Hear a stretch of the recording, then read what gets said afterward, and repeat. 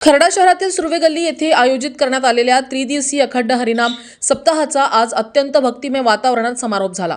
तुकाराम बीजनिमित्त आयोजित करण्यात आलेल्या या सप्ताहात 3 दिवस परिसरात हरिनामाचा गजर घुमत होता। सप्ताहाच्या सांगता सोहळ्यात पारंपरिक काल्याचे कीर्तन आयोजित करण्यात आले होते। यावेळी हबप दोंडवाडीकर महाराज तसेच हबप राजू महाराज इंगोले यांच्या कीर्तनाने उपस्थित भाविक भक्त मंत्रमुग्ध झाले।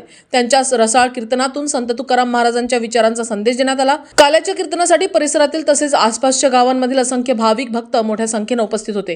कीर्तनानंतर सर्व भाविकांनी भक्तभावाने महाप्रसादाचा लाभ घेतला। सुर्वेवाडी परिसरात आयोजित केला जाणारा हा अखंड हरिनाम सप्ताह गेल्या 18 वर्षापासून अखंड परंपरेने सुरू असून दरवर्षी भाविकांच्या उत्स्फूर्त सहभागामुळे या धार्मिक सोहळ्याचे महत्त्व अधिक वाढत आहे। सप्ताहाच्या निमित्ताने 3 दिवस परिसरात भक्तिमय वातावरण निर्माण झाले होते। हरिनामाच्या गजरात आणि संतांच्या विचारांच्या प्रेरणेतून भाविकांना आध्यात्मिक समाधान लाभल्याची भावना यावेळी व्यक्त करण्यात आली।